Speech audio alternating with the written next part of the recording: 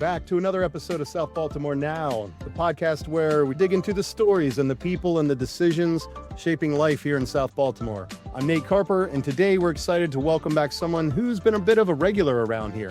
We're talking with Councilman Zac Blanchard, who's making his third appearance on the show. First, when he was running for city council, then right after taking office last December, and now he's back again. So Zac, at this point, I think maybe we owe you a punch card or something. If you join us 2 more times, you get a free lunch at Cross Street Market or something. Or at least a bumper sticker. That'd be cool. But yeah, we could do that. We can get you a bumper sticker. Yeah, or a t-shirt, one or the other. We really appreciate you making the time out of your busy schedule to join us here on the podcast and share updates with the community. I just want to let you know that anytime you want to jump back on and share updates with the community, we're glad to have you. So Kev, how you doing, man? I'm good, man. The holidays are always crazy and relaxing all at the same time, but it's nice to get the kids back out of the house. Yeah, unfortunately, we all, not to start off things on a negative note, but we had to end the holiday season with that Ravens game, which... Yeah. On the bright side, we don't have to spend all this week worrying about how bad the Ravens would lose to Houston. So. That's true. Yeah, it's always fun to keep the party going one more week, but I don't think anybody saw this Ravens team as the Super Bowl This contender. season was tough, man.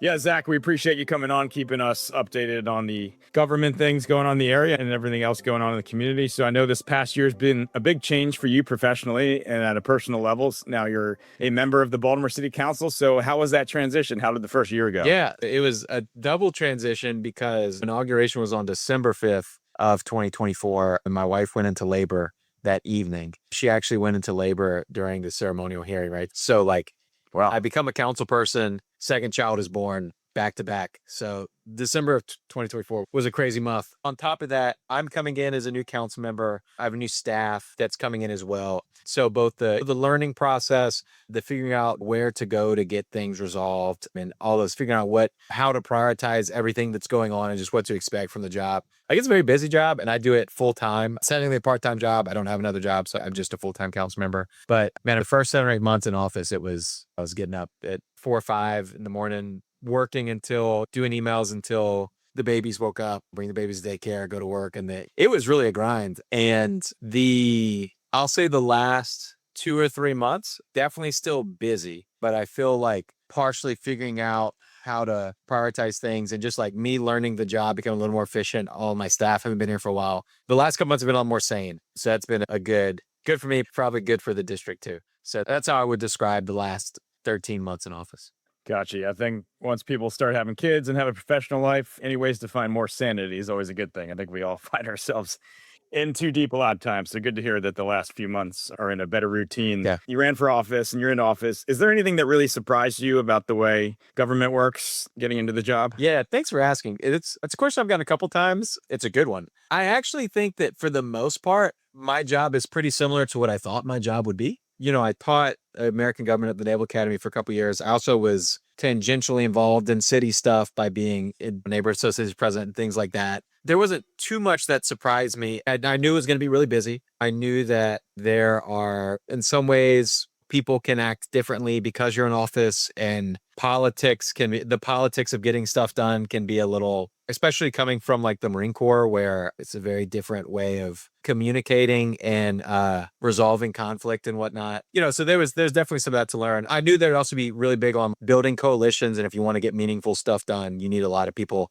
moving in the same direction on it. And so I think for the most part that the one thing, committees are where the bills. So a committee who specializes in, say, land use and transportation or public safety or whatever. And so they do the hearing over the bill before they move it forward to the full council for a vote, if it makes it through the committee. And so it's a really important part, state level, Congress, every legislature has a committee structure. But because there's only 15 members of the council, the committee structure, and we're all in like 4 committees, right? So you really dive into specific stuff way less than I think my counterparts in the General Assembly. So for South Baltimore, the 46th district, I think they really have an opportunity to specialize in specific policy areas through the committees that are not nearly as strong. It's a much more jack of all trades, master of none type of situation on the council level in a way that I didn't expect. The other thing that I think probably surprised me a lot is just the sheer level of how hard it is to actually put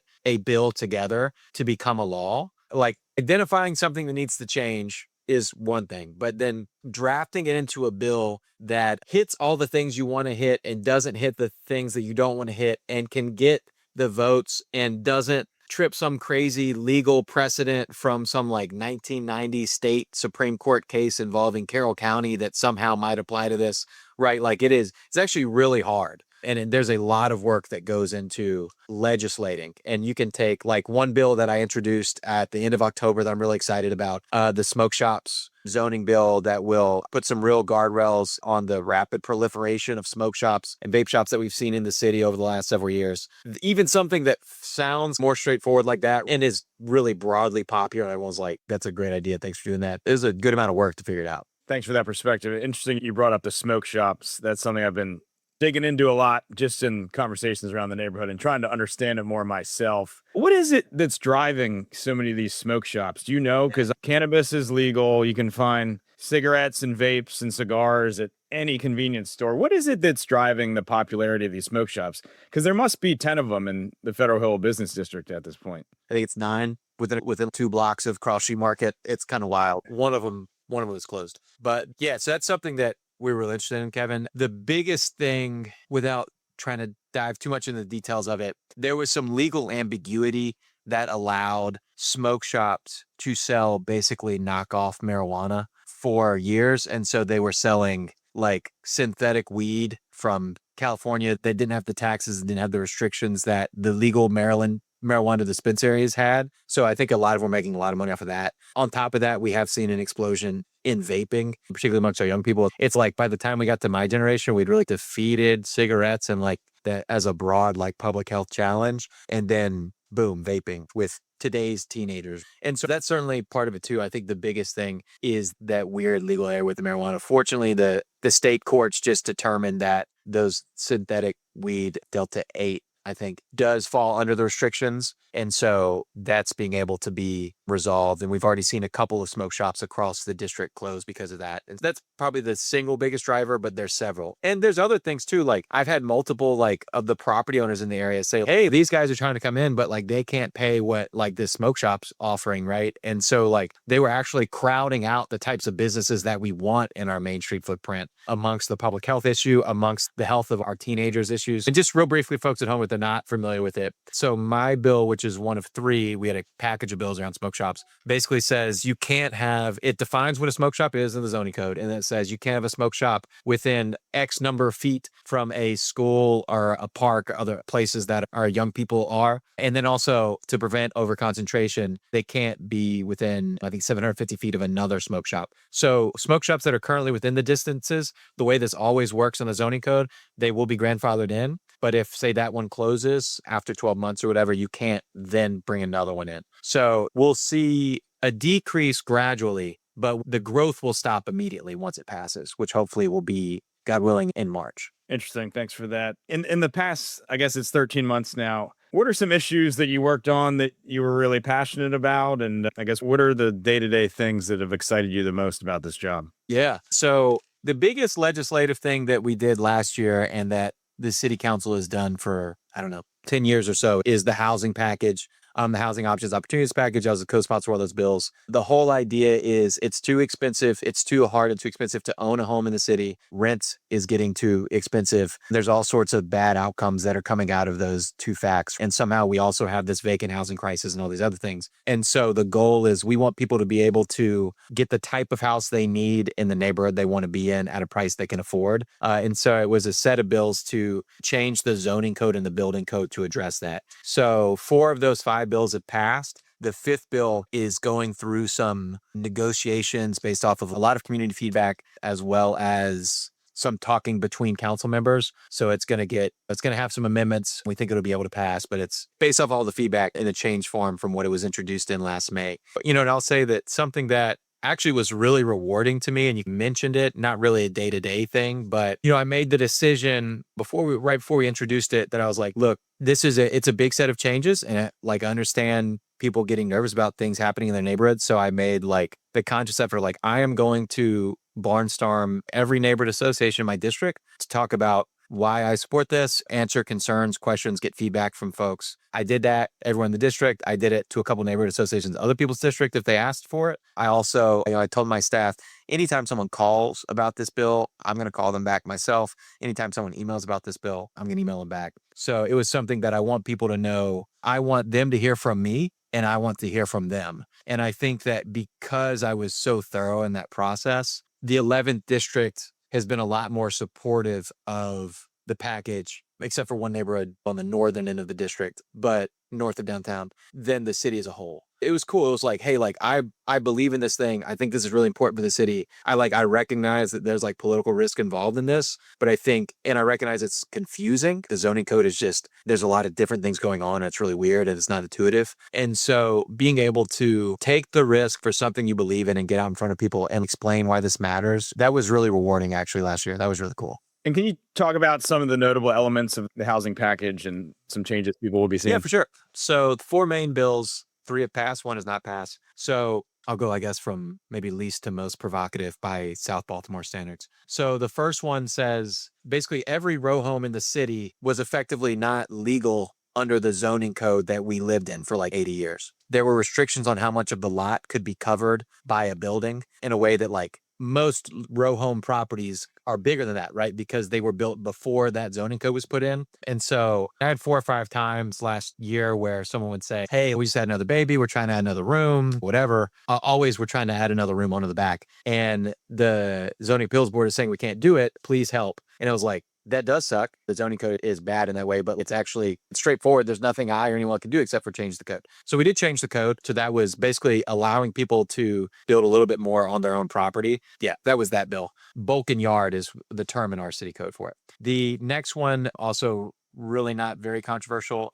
Before that last year, for the 180 years before that or whatever, if you wanted to build above 3 stories, you had to have 2 stairwells and they had to connect by a hallway in the city of Baltimore. That's common in most of the US and in Canada, that it's either 2 or 3 stories. Above that, you have to have the second stairwell and the connecting hallway. But in like Europe, in Japan, and I think most of the world, that requirement starts in at 5 or 6 stories. So this legislation said that, hey, if you want to build up to 6 stories, as long as you only have 4 units per floor and you meet all these fire protection standards, you're able to build up. Now, in residential areas, because we have height restrictions, it's really hard to get that high anyway. If you're in a commercial area or in downtown or whatever, hopefully we'll see a lot more of these kind of medium density, like 10, 15 unit places on like vacant lots or things that we haven't been able to build on for a long time. That was a good bill and did not have a lot of pushback. So the next bill, mine, I was the lead sponsor on, said we are not going to require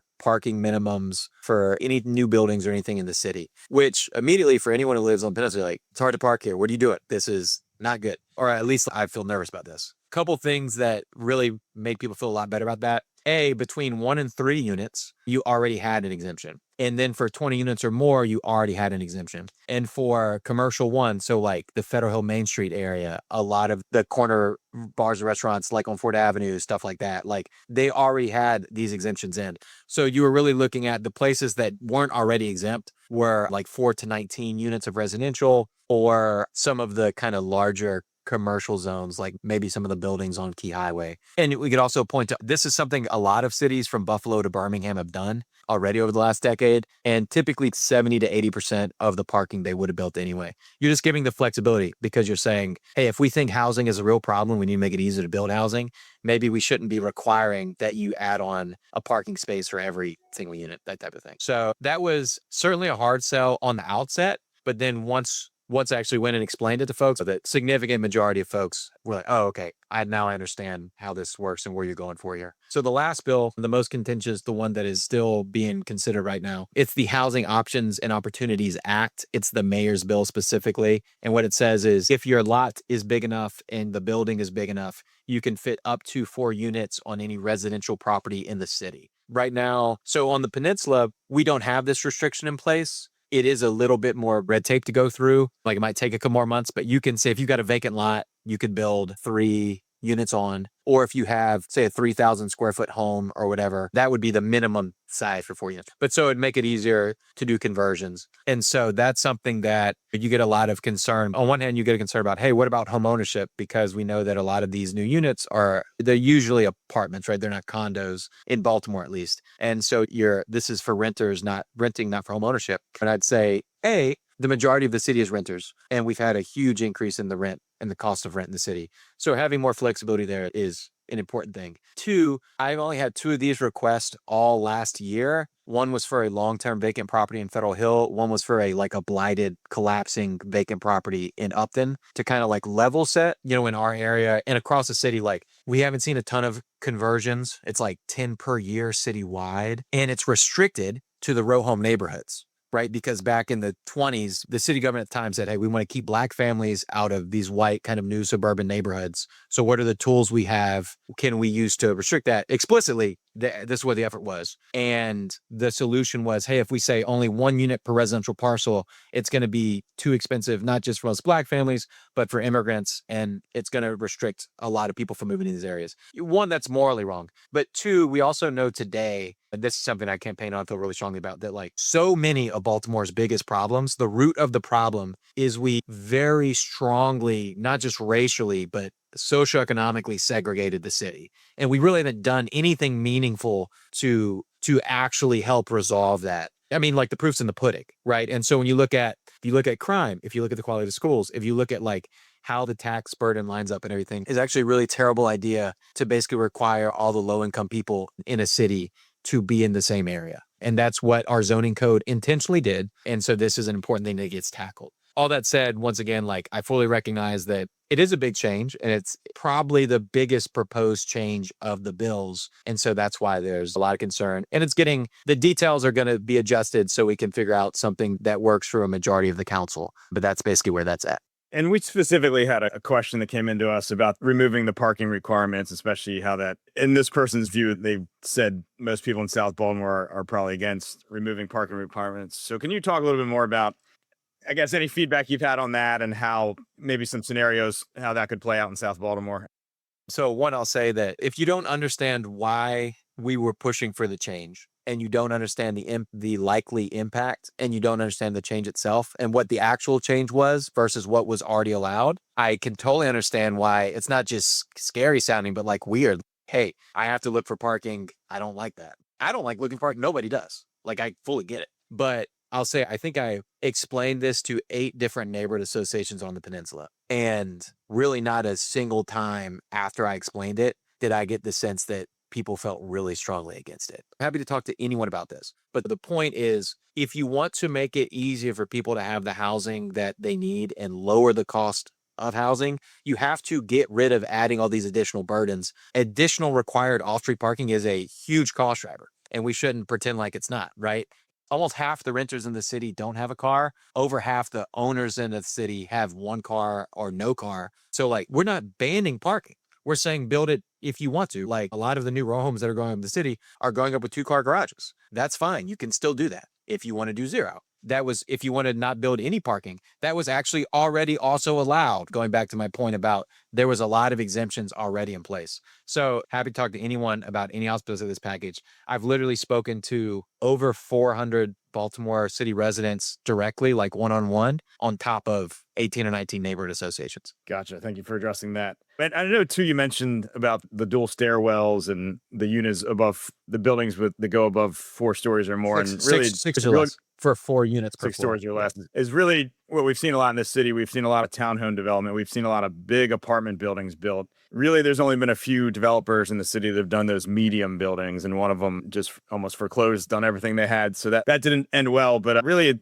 like I said, you haven't seen a lot of those medium development developers. So do you believe a zoning package like that, where instead of just seeing all row homes versus 200 unit buildings, we'll start to see more of those 20, 30, 40, 15 unit buildings? Yeah, so that specifically, you wouldn't be able to do more than 24 units. 24 units would be the max under that single stairwell bill. But yeah, and I'll say that our zoning code and our building code largely prohibited that through all the requirements they put in place. It's not random that we don't see the type of a lot of 12 unit garden apartments that you see in like a pretty common in Chicago, or like actually up near Reservoir Hill. And they have some of those, right? And they're gorgeous and nice, and add another variety of the housing options. But they've largely been made illegal, or at least effectively impossible in the city before this. So I do think that we'll see more of it. It's not like every block is going to have one. And like I said, we don't change height requirements. We didn't change height requirements. So in a residential zone, you still aren't going to build any higher than you were before.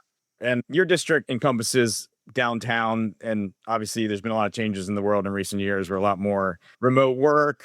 We've seen state government offices are moving towards downtown. We've seen competing downtown districts in Baltimore, whether you're talking about Harbor East and Harbor Point and stuff in Locust Point and now Baltimore Peninsula. What would you say the current state of downtown is right now? Bad. I mean, there are some bright spots, but we shouldn't beat around the bush. The stereotype that everybody has from post-pandemic, the drop in office demands across office markets and what that's done to downtowns, and how a lot of restaurants had to close because they lost their lunch traffic and all that. Like, that happened here at least as bad as it happened in most places. And so we've lost like $20 million less a year in revenue just from the properties that have reassessed, because the way that like commercial leases work, like that's going to continue to get worse. And so that's a real challenge. We have lost some key corporate partners from downtown, in my district, to Harbor East and Harbor Point. We're starting to lose them to Baltimore Peninsula, also in the 11th district. So it's bad, and we really need like large scale solutions. There's challenges on the street level in downtown, whether it's graffiti. Downtown is a really particularly intense homeless challenge. There is 6 lanes of traffic across like multiple streets that make public space suck.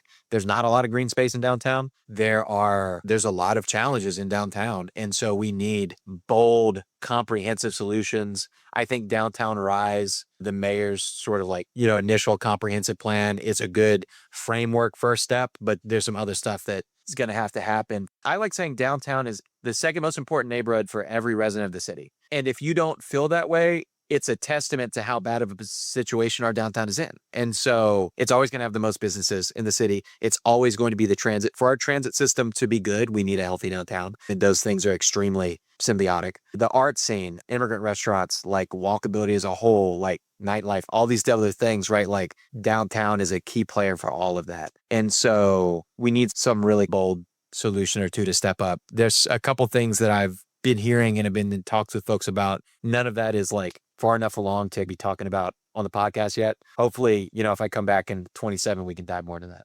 One thing that I am really proud of this, and I think it's a meaningful help here, the area around Lexington Market. If you think Howard Street, Utah Street, and those cross streets in that area, which definitely has one of the largest concentration of vacates in downtown, I've been able to lead in putting together a team of folks from code enforcement, from DHCD's legal team, from sort of economic development, downtown partnership, et cetera. We've come together and we've started having a recurring meeting to like really get ahead of the vacancy challenge specifically in that area. And we had a couple of those meetings, and I think we're really starting to move in the right direction there. And so that's something that as a legislator, you're kind of limited in the sort of amount of things you can influence hands-on. I'm not the mini mayor for the 11th district, right? I'm a legislator, but that is something that I'm really proud of. And I think we have the right team together to really help tackle that. Yeah, I spent a lot of time in that area. One of my favorite stores on earth is Trinacria, and I've been going there all of my adult life. And so I'm there as much as I am any other neighborhood outside of South Baltimore. It really has an interesting dichotomy right now, because you have the new Metro West complex, which is getting redeveloped. So that should be a big boost for the area, if at the minimum taking a very large vacant graffitied up property and making that look better. Then you have the School of Social Work, which is a block or two south of there, which is going up. And then you got the new Lexington Market. And then I guess there's the opportunity to take the former Lexington Market buildings and put some investment into those. So it really is interesting where everything's at. I mean, there's blocks of it where are as trash strewn as anywhere you'll see in a downtown, but it certainly feels like there's some really important pieces going in. And if you could sew it all together and make it a healthy Upper West Side of the downtown, you could really have something there. And I like that verb, Kevin. So I think the city over the last couple decade or whatever, right, has done a solid enough job on the assets themselves. Like new Lexington Market, when you're in Lexington Market, it's actually awesome. Lexington Market's great. Yeah. The challenge is what's outside, what's the connective tissue. And so I think that's something that it should be natural to walk from an O's game to Lexington Market. I don't think that a lot of people do that.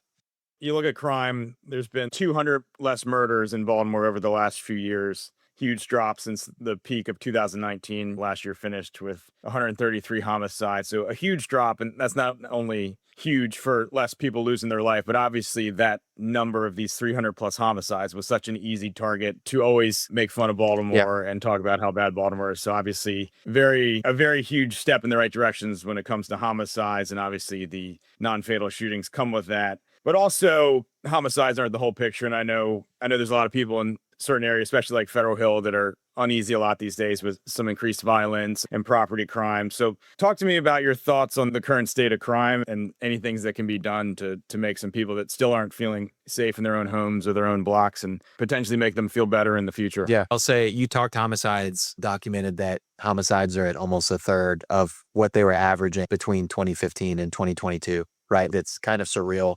And it's a way bigger drop. It's like the biggest drop in the country by far. This is a positive national trend. It's steepest here. That was the lowest number of homicides since 1963. My mother wasn't born yet.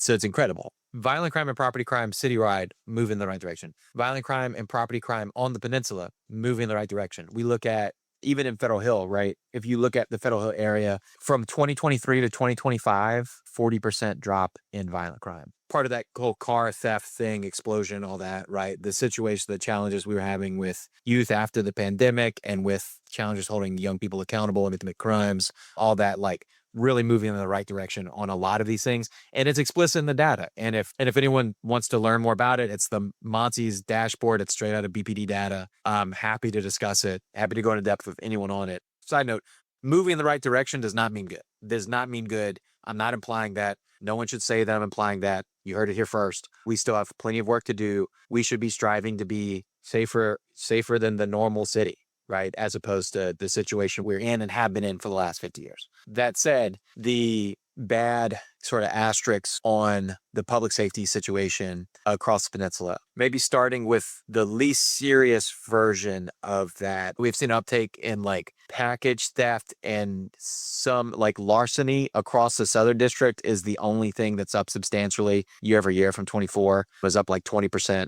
Almost everything is down. A couple other kind of less severe things are up slightly. That's the one that's up by a lot, but that's a Southern District wide thing. I think that the challenge with going back to the housing crisis, going back to the city's growing homeless population, which is what you get when you can't afford rent, like those types of things, when you overlap that with the substance abuse crisis, that's something that we need to tackle. And certainly over the holidays, that kind of month before it peaks, but it's been an increasing challenge that we need to address. I know the sheriff has some things he's been working on there. There's a couple of nonprofits that are working on stuff, really trying to figure out what I and my office can do to be helpful there. Next up, you have the other low end of the severity on the nuisance side is dirt biking, particularly in Key Highway in the Federal Park area. It's been a real nuisance crime challenge in the city for a while. Obviously, BPD was getting a good handle on it, and I think they confiscated 200 dirt bikes in 2023. They confiscated like a third of that this past year. So that wasn't good. That was a bad trend. And that dominated my conversations with everyone who lived in that, from the seniors who live at the Light Street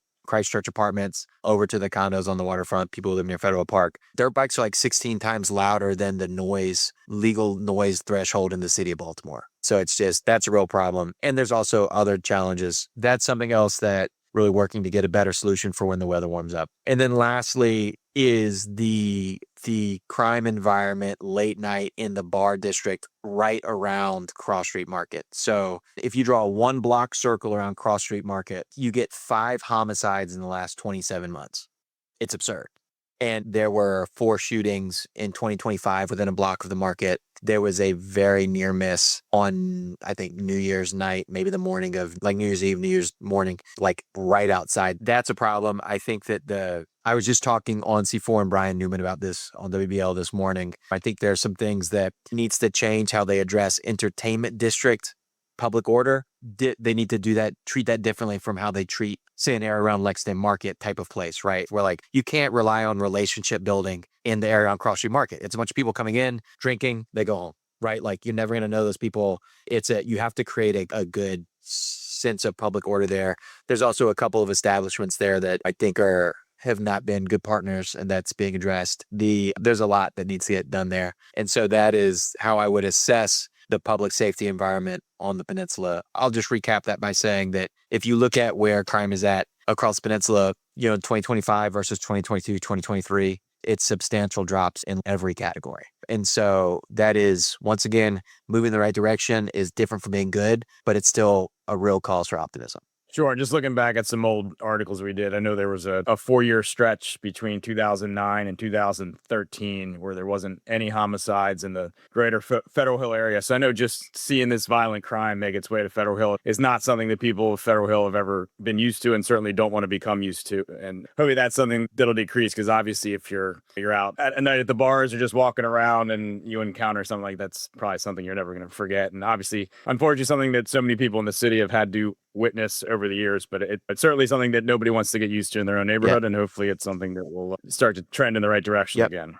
Zac, I know you're involved in sports yourself, former football player. You're involved with the Digital Harbor football team on their coaching staff. And I know one of the issues you've been passionate about is local rec sports and the growth of middle school sports around here. So talk about what you've been working on there and what your goals are. Maybe I should have led with this. Maybe we put this on the front end of the podcast.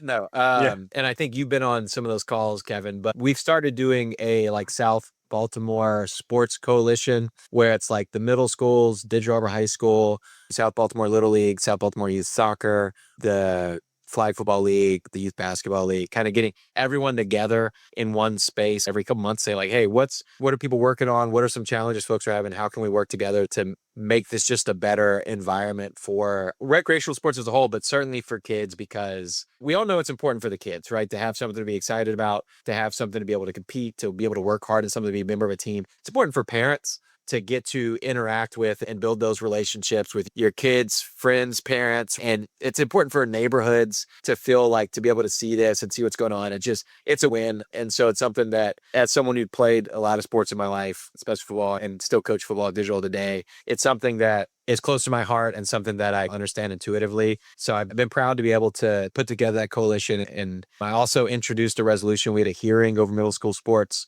and the role that city schools is playing to expand middle school sports offering. We had that in November. It was really interesting. That's definitely something that's moving in the right direction. Coming from Friday Night Lights country, we had a couple of middle school sports, but I think in Maryland, a lot of times sports at that age are outsourced to club sports and little leagues and all that. And that is, I think, it causes real problems, especially for kids who come from families of lower means. They don't get those opportunities for high school. And so I think it's just general better for all kids to be able to have these opportunities on the middle school level. And that is something that you could definitely say, yeah, we are really moving in the right direction on. The growth in sports being offered and in the number of kids participating in it is definitely moving in the right direction. Yeah, I think what we learned through a lot of those meetings is a lot of times it's, if you can get everybody on the same page, you can figure out the way to get things figured out. Where obviously if people have mutual interest in certain fields, whether you're talking the high school level, the elementary level, the middle school level, the rec league level, the club team level, I think everyone has similar interests in good facilities and working together and how one league can make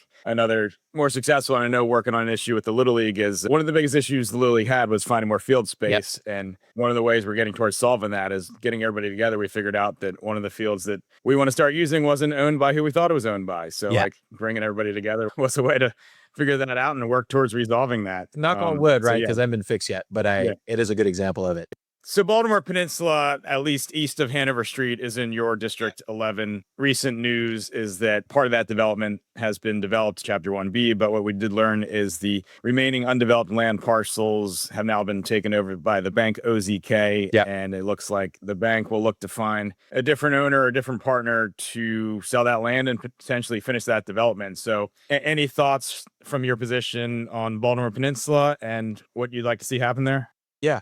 The part of Baltimore Peninsula that's built out already is actually doing pretty solid. The residential is leased out. Some of the ground level retail is doing well already. And I think as it gets a little more established, some of the rest of it will do well. But for that huge vacant space between what's been built out and Hanover Street, that big empty lot at this point, what I would say is look just south of there at Lock Landing and look at how all those row homes are doing. Baltimore is a row home city. We've got row homes right across the street selling for way more than people thought they would. So I don't want us to be 5 years from now and it looks like it does now. right? So I think there's a real opportunity. I know this option has been explored some. I've certainly been encouraging it whenever people ask me about it. But it's look, just build row home neighborhoods and you're going to have, it's a good opportunity for families to stay in the city, you have a stable neighborhood, people paying property taxes and income taxes, and helping move past the like, hey, this space is stalled out and everything. You made a point before the broadcast of we don't need more like office space. We don't need more mini downtowns, but certainly having good housing, like the demand is there for that unquestionably. So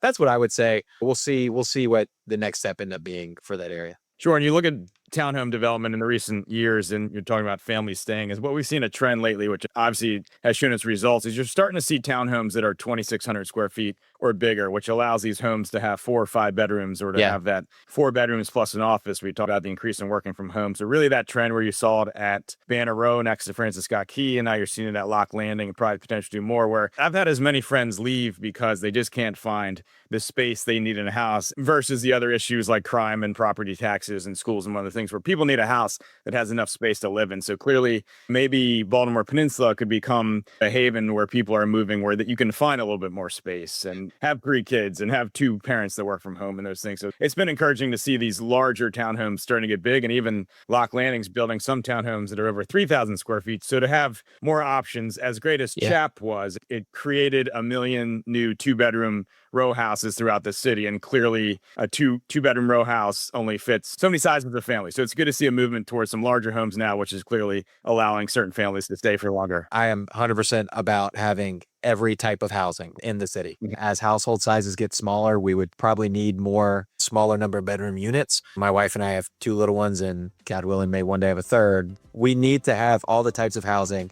for people who want to stay in the city. If people want to get a hold of you, you have a newsletter, right? Yep, monthly newsletter. We can put the link to that, and then my email and phone and all that stuff. Zac, thanks for joining us. Really appreciate it. Yeah, absolutely, guys.